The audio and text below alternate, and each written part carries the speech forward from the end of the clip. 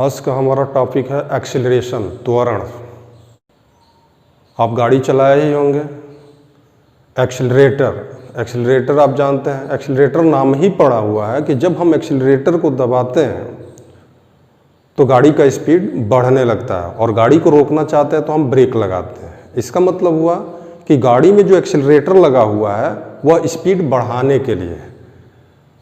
तो एक्सीलरेशन का अर्थ होता है कि अगर हम किसी तरह से किसी चीज़ की स्पीड को इंक्रीज करें अथवा डिक्रीज करें तो कंटिन्यूसली चेंज इन वेलोसिटी जो होती है वही एक्सीलरेशन होता है। एग्जाम्पल के रूप में समझिए, जैसे मान लीजिए स्टेशन से ट्रेन छूटने वाली है, तो जब शुरू में स्टार्ट करता है मूव करना तो धीरे धीरे उसका स्पीड बढ़ना शुरू होता है, और जब स्टेशन आने वाला होता है तो वहाँ पर ब्रेक लगाने से धीरे धीरे गाड़ी की स्पीड कम होने लगती है और ट्रेन फाइनली जाकर के स्टेशन पर रुक जाती है। तो यहाँ पर क्या हो रहा है कि स्पीड में चेंजिंग हो रहा है। तो चेंजिंग होना ही स्पीड में या वेलोसिटी में वही आपका एक्सीलरेशन है, लेकिन वेलोसिटी से रिलेटेड होता है एक्सीलरेशन, न कि स्पीड से।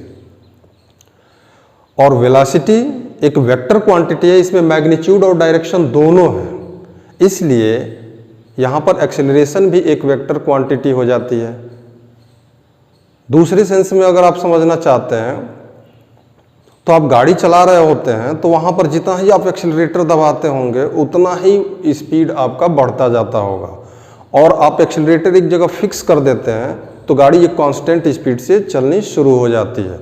वहाँ पर उसकी वेलोसिटी में कोई चेंजिंग नहीं होता है। तो सिंपल सा इसका अर्थ ये हुआ कि अगर सपोज करते करते समझिए कि वो अगर 70 किमी पर आवर पर जाकर के फिक्स कर दिया, तो यहाँ पर 70 तक इंक्रीज किया, फिर जो है फाइनली अब डिक्रीज करना शुरू करेगा। अगर ब्रेक अप्लाई कर देता है तो सपोज करिए कि 60 किमी पर आवर हो गया, इस तरह से घटते घटते 10 किमी पर आवर हो गया। तो हो क्या रहा है कि स्पीड बढ़ती जा रही है और फाइनली डिक्रीज होकर के जा कर के रुक जा रही है। तो इसका मतलब हुआ कि यहाँ पर चेंज इन वेलोसिटी है। चेंज इन वेलोसिटी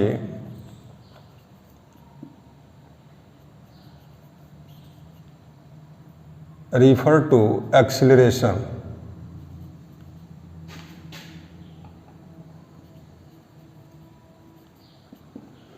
यानी अगर कहीं वेलोसिटी में चेंजिंग अगर हो रहा होता है तो हम कहेंगे उसमें एक्सीलरेशन है।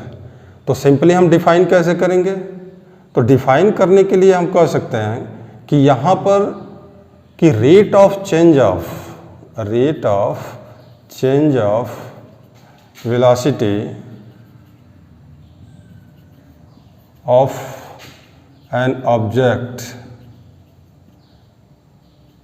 Is known as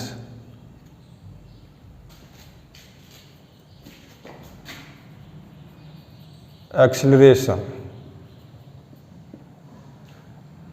it means acceleration को हम ए से डिनोट करते हैं, और इसके लिए फार्मूला क्या मिला कि rate of change of velocity.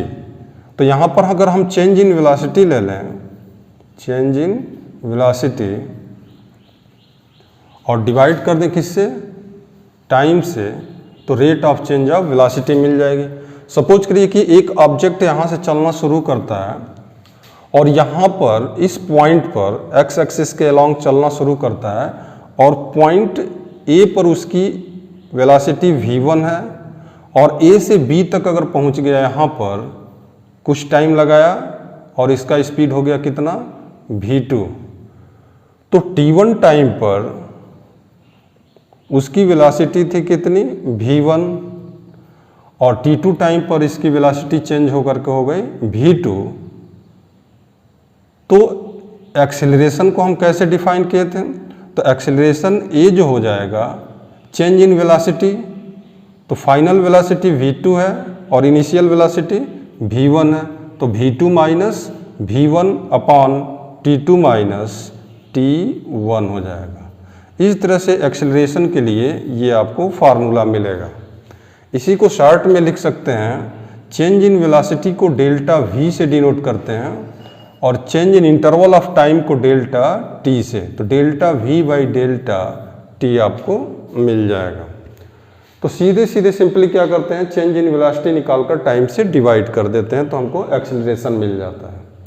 अब हमको देखना है कि एक्सेलरेशन किस तरह की क्वांटिटी है। तो हमने आपको बताया कि एक्सेलरेशन जो है वेलोसिटी से रिलेटेड है।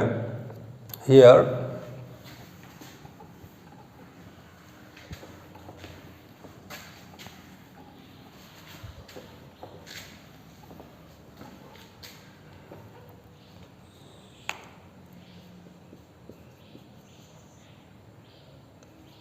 acceleration is related to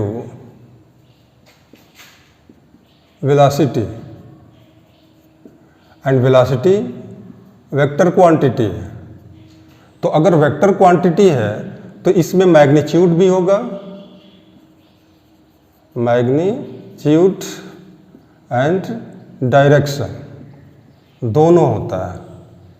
अब जरा सोचिए यहाँ पर, अगर मैग्नीट्यूड और डायरेक्शन है इसमें तो एक्सीलरेशन चेंज इन वेलोसिटी होता है। तो अगर एक्सीलरेशन चेंज इन वेलोसिटी है तो अगर मैग्नीट्यूड, अगर वेलोसिटी के मैग्नीट्यूड में चेंजिंग होती है तब भी जो है एक्सीलरेशन क्रिएट होगा, और डायरेक्शन में भी चेंजिंग होता है तब भी एक्सीलरेशन क्रिएट होगा।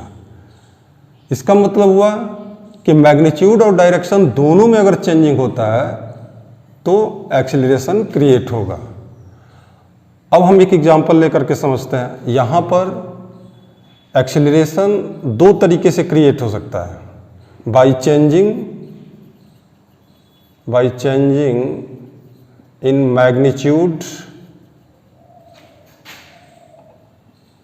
मैग्नीट्यूड ऑफ वेलोसिटी, यानी अगर वेलोसिटी के मैग्नीट्यूड में चेंजिंग होता है तब भी एक्सेलरेशन क्रिएट हो सकता है।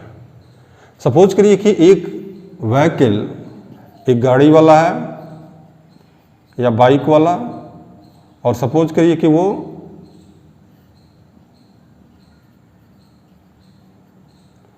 चलना शुरू करता है इस पर। तो अगर एक स्ट्रेट लाइन में चल रहा है तो इसकी डायरेक्शन में कोई चेंजिंग नहीं हो रही है, एकदम स्ट्रेट फॉरवर्ड मूव करता हुआ चला जा रहा है एक्स डायरेक्शन में। तो नो चेंज इन डायरेक्शन में कोई चेंजिंग नहीं हो रहा है। बट अगर उसके स्पीड में चेंजिंग हो रही है, यहाँ पर सपोज करिए कि 2 मीटर पर सेकंड का स्पीड है, यहाँ पर 4 मीटर पर सेकंड हो गया, यहाँ पर 6 मीटर पर सेकंड हो गया, तो यहाँ पर उसकी वैल्यू क्या हो रही है, चेंज हो रही है। तो स्पीड या वेलोसिटी के मैग्नीट्यूड में चेंजिंग हो रही है, स्पीड बदल रहा है, भले डायरेक्शन नहीं बदल रहा है।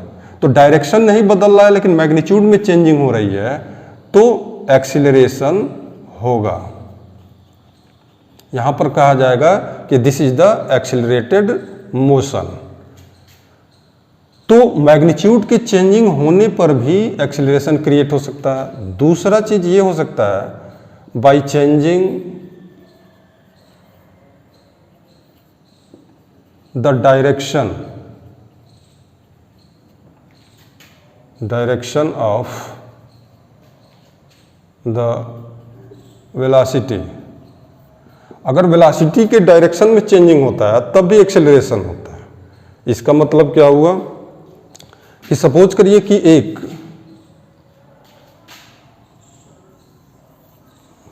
कोई ऑब्जेक्ट है और वो सर्कुलर मोशन कर रहा है, इस तरह से सर्किल पर घूम रहा है, और वो कांस्टेंट स्पीड से एक पार्टिकल सपोज करिए 20 मीटर पर सेकंड की स्पीड से मूव कर रहा है। तो अगर 20 मीटर पर सेकंड की स्पीड से इस पर मूव कर रहा है तो हर एक पॉइंट पर 20 मीटर पर सेकंड ही उसकी स्पीड होगी। यहाँ पर भी 20 मीटर पर सेकंड, यहाँ पर भी 20 मीटर पर सेकंड, यहाँ पर भी 20 मीटर पर सेकंड। तो यहाँ पर आप क्या देख रहे हैं कि हर एक पॉइंट पर उसका स्पीड कांस्टेंट बना हुआ है। But what about the direction? Here the direction is along the tangential. तो वेलोसिटी का जो डायरेक्शन होगा इधर हो जाएगा। इस पॉइंट पर देखें तो इस डायरेक्शन में जा रहा होगा, यहाँ पर देखें तो इस डायरेक्शन में जा रहा होगा। तो हर एक पॉइंट पर यहाँ पर डायरेक्शन में क्या हो रही है, चेंजिंग हो रही है। तो यहाँ पर चेंज इन डायरेक्शन है, change in direction, but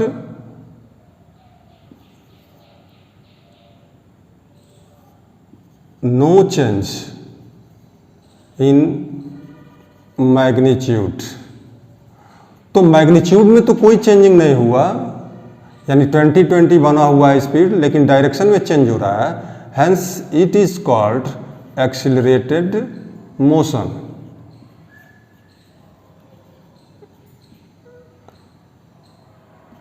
it is also a accelerated motion. यहां पर भी एक्सिलरेशन है। तो यहां पर आपने देखा कि स्ट्रेट लाइन में जब कोई ऑब्जेक्ट रेक्टिलिनियर मोशन करता है तो उस केस में डायरेक्शन में तो चेंजिंग नहीं होती है, लेकिन मैग्नीट्यूड में चेंज होता है, इसलिए यहां पर एक्सेलरेटेड मोशन होता है। सर्कुलर मोशन के केस में आपने देखा कि यहां पर स्पीड तो कांस्टेंट बना हुआ है, मैग्नीट्यूड में कोई चेंजिंग नहीं हो रही है, but change in direction, direction में चेंजिंग के कारण जो है उसमें एक्सेलरेशन क्रिएट हो रहा है। तो इस तरीके से अगर मैग्नीट्यूड या डायरेक्शन दोनों में चेंजिंग होता है तो हम कहेंगे कि वो एक्सेलरेटेड मोशन है।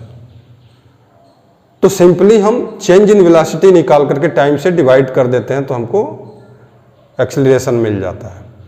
अब हमको ये जानना है कि अब क्लियर हो गया कि एक्सेलरेशन जो है एक वेक्टर क्वांटिटी है जिसमें डायरेक्शन भी होता है और मैग्नीट्यूड भी होता है। इसका यूनिट और डायमेंशनल फार्मूला क्या होगा और कितने तरह के होते हैं, हम कैसे जो है एक्सेलरेशन कैलकुलेट करेंगे। तो नेक्स्ट पॉइंट, यहाँ पर एक्सेलरेशन जो होता है, यूनिट ऑफ एक्सेलरेशन जो होगा, यूनिट ऑफ एक्सेलरेशन, यहाँ पर चेंज इन वेलोसिटी, तो वेलोसिटी का मीटर पर सेकंड होता है, अपॉन टाइम, टाइम को सेकंड में मेजर करते हैं, तो मीटर पर सेकंड स्क्वायर, इसका MKS सिस्टम में यूनिट हो जाएगा। और डायमेंशनल फार्मूला जो होगा, डायमेंशन ऑफ एक्सेलरेशन A कितना होगा, तो मीटर को L से डिनोट करते हैं और टाइम को, सेकंड को T से, टाइम का है तो ये न्यूमरेटर में ले जाएंगे तो LT पर -2 हो जाएगा। तो ये इसका डायमेंशनल फार्मूला होगा। अब एक्सेलरेशन को हम देखें तो कैसे हम मेजर कर सकते हैं एक्सेलरेशन को और कितनी तरीके का हो सकता है। तो यहाँ पर एक्सेलरेशन जो होता है यूनिफॉर्म भी हो सकता है, यूनिफॉर्म एक्सेलरेशन। यूनिफॉर्म का मतलब हुआ कि हमेशा जो है कांस्टेंट बना हुआ है, समरूप, यानी कि नियत त्वरण हम कह सकते हैं, नियत त्वरण, यानी उसके एक्सेलरेशन में कोई चेंजिंग न हो रहा हो। तो अगर there is no change, there is no change in acceleration with respect to time, respect to time, यानी टाइम के साथ साथ अगर एक्सेलरेशन में कोई चेंजिंग नहीं होता है तो हम उसको यूनिफॉर्म एक्सेलरेशन कहेंगे। और इस केस में यूनिफॉर्म एक्सेलरेशन में सीधे सीधे हम क्या करते हैं, एक्सेलरेशन अगर हमको कैलकुलेट करना है तो चेंज इन वेलोसिटी निकालकर टाइम से डिवाइड कर देते हैं।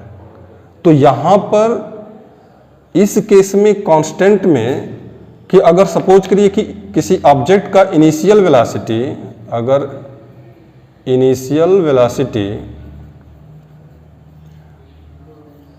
u है और फाइनल वेलोसिटी आपकी, फाइनल वेलोसिटी अगर v है, तो एक्सेलरेशन A के लिए हम सीधे सीधे क्या करेंगे, फाइनल वेलोसिटी v में से u को सब्ट्रैक्ट करके टाइम से डिवाइड कर देते हैं, तो change in velocity with respect to time मिल जाता है, दिस गिव द एक्सेलरेशन।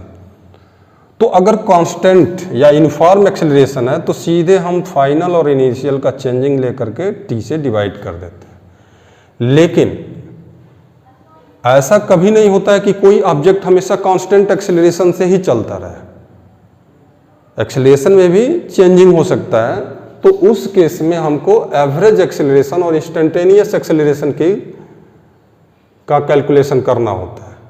तो एक्सेलरेशन जो होता है एक यूनिफॉर्म हो गया, और दूसरे टाइप का जो एक्सेलरेशन होता है सेकंड नॉन यूनिफॉर्म एक्सेलरेशन होता है। नॉन यूनिफॉर्म मीन्स जो कांस्टेंट ना हो, यानी समय के साथ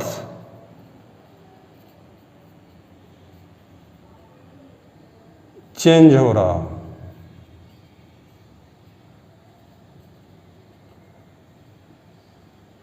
नॉन यूनिफॉर्म नाम से ही क्लियर, यहां देखिए नॉन यूनिफॉर्म यानी कि जब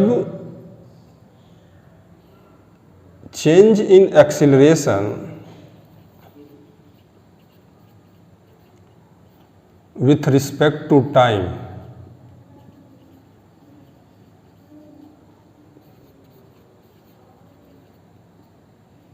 that is non uniform acceleration. और यहाँ पर हमको एवरेज एक्सेलरेशन और इंस्टेंटेनियस दो तरह के एक्सेलरेशन के कैलकुलेट करने की ज़रूरत पड़ती है। तो हम अब आते हैं एक्सेलरेशन पर कि कैसे हम दोनों यानी एवरेज एक्सेलरेशन और इंस्टेंटेनियस तात्क्षणिक एक्सेलरेशन को हम कैलकुलेट करेंगे। तो हमने बताया कि एक्सेलरेशन टाइम के साथ अगर चेंज हो रहा हो तो दो तरह का जो है नॉन यूनिफॉर्म के केस में होता है। नॉन यूनिफॉर्म एक्सेलरेशन के केस में यानी कि जहाँ पर परिवर्तित त्वरण होता है, तो परिवर्तित त्वरण के केस में दो तरह के हो जाते हैं। एक फर्स्ट यहाँ पर हमने आपको बताया कि एवरेज तब निकालना पड़ता है, एवरेज एक्सेलरेशन यानी औसत त्वरण। तो एवरेज कैसे आप निकालेंगे? तो यहाँ पर अगर ऑब्जेक्ट कैसे भी चल रही हो, किसी भी एक्सेलरेशन से चल रहा हो, हमको सीधे सीधे क्या करना होता है कि दो टाइम ऑफ इंटरवल पर सपोज करिए कि यहाँ पर ऑब्जेक्ट t1 पर था, यहाँ पर वेलोसिटी उसकी v1 थी, यहाँ पर उसका v2 स्पीड हो गया कितने समय में? t2 में। तो ऑन द होल जर्नी, पूरे जर्नी में बीच में उसका क्या स्पीड रहा है उससे हमको कोई मतलब नहीं है। इनिशियल पॉइंट पर ये इनिशियल है और ये आपका फाइनल डेस्टिनेशन है, फाइनल पॉइंट है। तो इनिशियल वेलोसिटी और फाइनल वेलोसिटी से मतलब होता है बीच में कहीं पर कुछ भी स्पीड हो या वेलोसिटी हो हमको नहीं लेना है। तो सीधे सीधे एवरेज जो एक्सेलरेशन होता है वह फाइनल वेलोसिटी माइनस इनिशियल कर देते हैं और v2 माइनस v1 में t2 माइनस t1 से डिवाइड कर देते हैं टाइम से। यानी कि जो पहला वाला फार्मूला बताए थे वही आपका एवरेज भी था, और एवरेज को a लिख करके ऊपर ऐसे लाइनिंग यानी बार से डिनोट करते हैं। तो एवरेज जो बताता है हर पॉइंट पर अगर एक्सेलरेशन चेंज भी हुआ होगा तो ऑन द होल जर्नी हर एक पॉइंट पर इतना ही एक्सेलरेशन माना जाएगा। दूसरा जो होता है वो होता है इंस्टेंटेनियस। सेकंड जो है instantaneous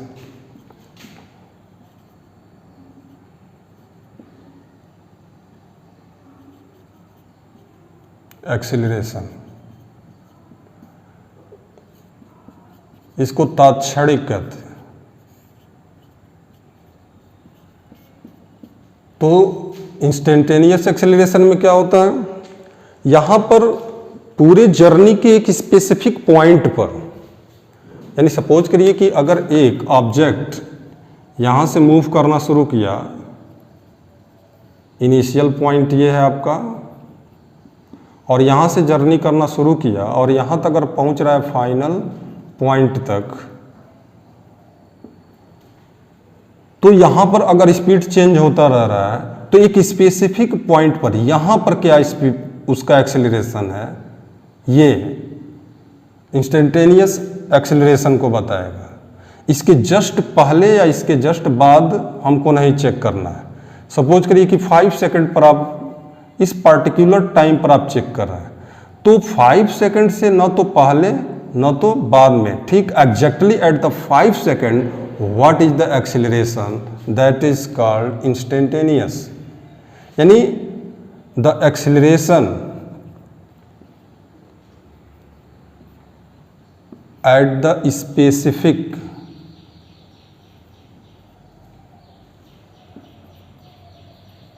point of journey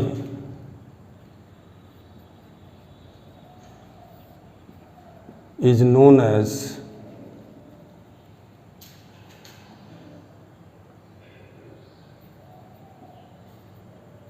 instantaneous acceleration।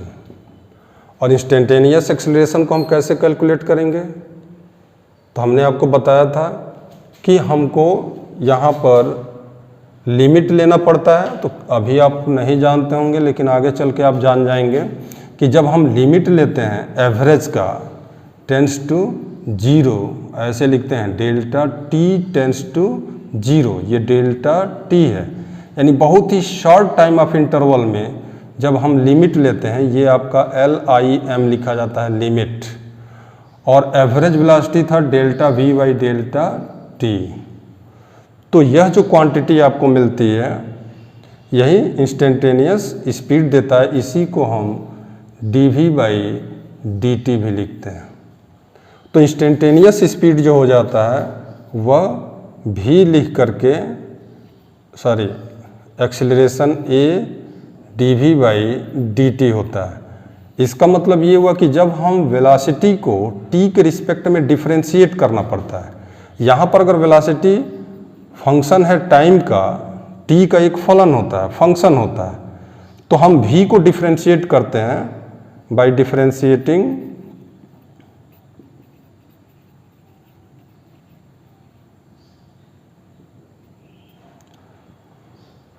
v with respect to time. यानी जब टाइम के रिस्पेक्ट में हम डिफरेंशिएट करते हैं v को, तब हमको इंस्टेंटेनियस एक्सेलरेशन मिलता है, तात्क्षणिक। कहते हैं कि एक्सेलरेशन वेलोसिटी से रिलेटेड होता है। तो वेलोसिटी अगर पॉजिटिव, निगेटिव और जीरो हो सकती है, तो एक्सेलरेशन भी पॉजिटिव, निगेटिव और जीरो हो सकता है। तो यहाँ पर एक्सेलरेशन जो होता है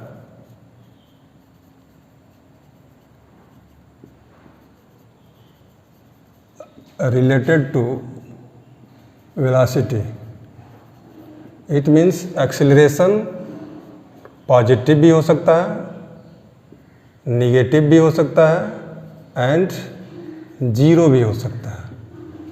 अब जरा इस चीज़ को समझते हैं कि जब पॉजिटिव एक्सेलरेशन होता है तो उस समय स्पीड इंक्रीज कर रहा होता है, इंक्रीज करता है। इसको हम एक्सेलरेटेड मोशन कहते हैं, एक्सेलरेटेड मोशन। और जब निगेटिव होता है, negative acceleration means retardation, retardation इसको कहा जाता है। यानी कि स्पीड जो होती है, यानी इसकी speed time to time decrease करता है। तो अगर टाइम टू टाइम अगर एक्सेलरेशन डिक्रीज कर रहा होता है तो उसको हम रिटार्डेशन कहेंगे या मंदन कहा जाता है। जैसे ट्रेन अगर स्टेशन पर रुकने वाली होती है तो उस समय एक्सेलरेशन में कमी होती है, एक्सेलरेशन वेलोसिटी में कमी होती है, तो वो आपका रिटार्डेशन हो जाएगा। तो पॉजिटिव एक्सेलरेटेड मोशन हो गया, निगेटिव एक्सेलरेशन मीन्स रिटार्डेशन हो गया। अब बात आती है जीरो की। तो जीरो कब होगा acceleration? Acceleration zero means there is no change in velocity, delta भी जीरो हो गया, यानी नो चेंज इन वेलोसिटी, यानी कि वेलोसिटी के डायरेक्शन में भी चेंजिंग नहीं होना चाहिए। No change in direction and also no change in magnitude. तो डायरेक्शन में भी कोई चेंजिंग नहीं होना चाहिए और मैग्नीट्यूड में भी कोई चेंजिंग नहीं होना चाहिए, तब हम कहेंगे कि एक्सेलरेशन जो है जीरो है।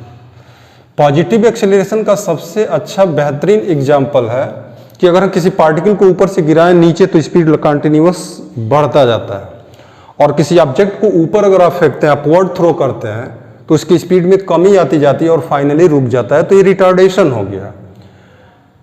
अगर इसका एग्जाम्पल देखें कि एक्सेलरेशन कहाँ जीरो हो सकता है, तो सपोज करिए कि एक ऑब्जेक्ट अगर स्ट्रेट लाइन में मूव कर रहा है, एकदम स्ट्रेट लाइन में, और कांस्टेंट स्पीड बना हुआ है, हर पॉइंट पर 20 मीटर पर सेकंड उसका स्पीड है, यहाँ भी, यहाँ भी, यहाँ भी, हर पॉइंट पर 20 मीटर पर सेकंड का स्पीड है।